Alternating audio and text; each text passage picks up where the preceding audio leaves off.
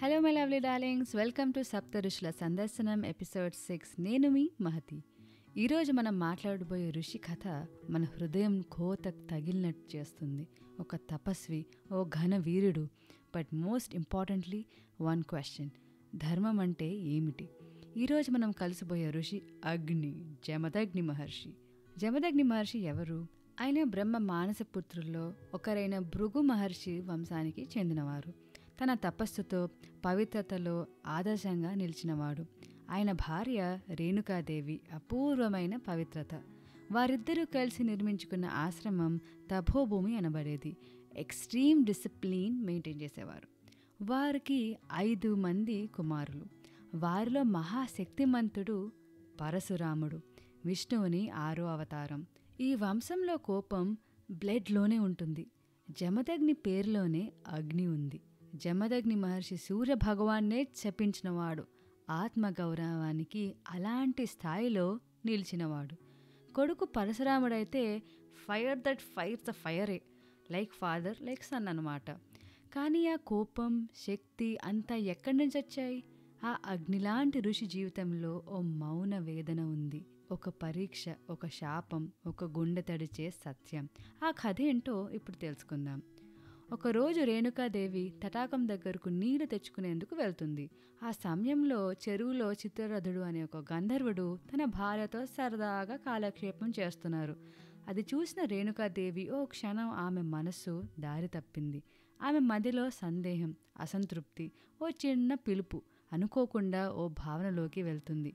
ఆమె చేతిలోని కుండ జారి పడింది. ఇదివరకు ఇలానే ఒకసారి కుండ పగిలినప్పుడు వెంటనే మరోదాన్ని మార్చగలిగిన రేణుక ఈసారి కాదు. మనసులో తడబాటు, తపస్సుకు భంగం. ఆమెను బాధ కలిగించింది. తన అంతరంగంలో కల్లోలం. ఆ బాధతో తన భర్త వద్దకు తిరిగొచ్చి జరిగిందంతా చెబుతుంది. నేను చేసిన తప్పుకు ఎలాంటి శిక్ష అయినా స్వీకరిస్తాను.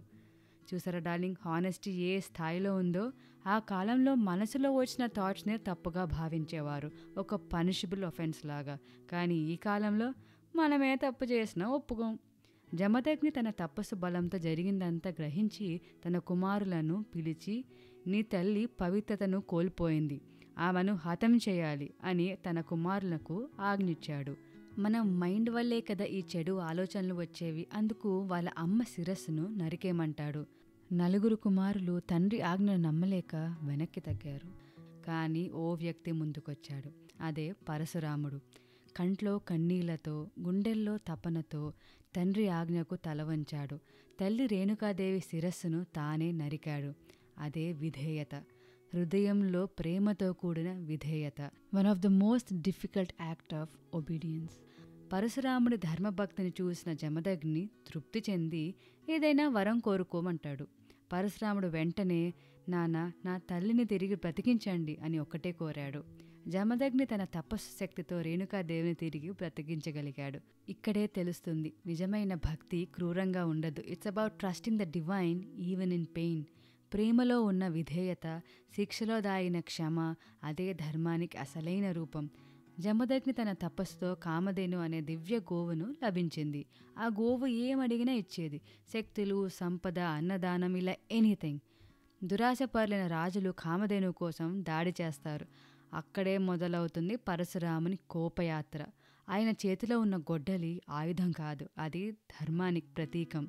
సో జమదగ్ని మహర్షి నుంచి మనం ఏం నేర్చుకోవచ్చు? ధర్మం అంటే కొన్నిసార్లు మన భావోద్వేగాలకు వ్యతిరేకంగా అయినా నిలబడటం. ధర్మ sometimes comes with painful decisions. Parenting అంటే కేవలం ఎఫెక్షనే కాదు డార్లింగ్. పేరెంటింగ్ అంటే క్రమశిక్షణతో కూడిన ప్రేమ. ఏ తప్పు చేసింది మనవాడే కదా అని మాఫీ చేస్తే అది కూడా ధర్మభంగమే.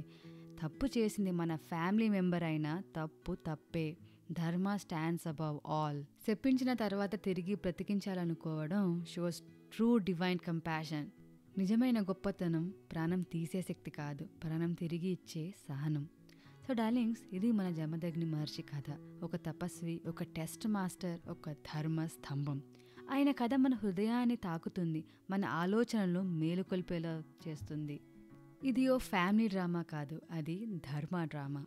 మనసు తడిచే తపస్సు, కోపంతో కూడిన ప్రేమ, ఆజ్ఞలో దాగిన అనురాగం. నెక్స్ట్ ఎపిసోడ్లో మనం ఒక రాజర్షి కథలోకి అడుగు పెడదాం.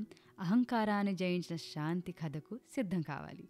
You been listening to Masti with Mahathi. నేను ఇన్స్టాగ్రామ్లో ఫాలో అయిపోతే మీకు అన్ని అప్డేట్స్ వచ్చేస్తాయి.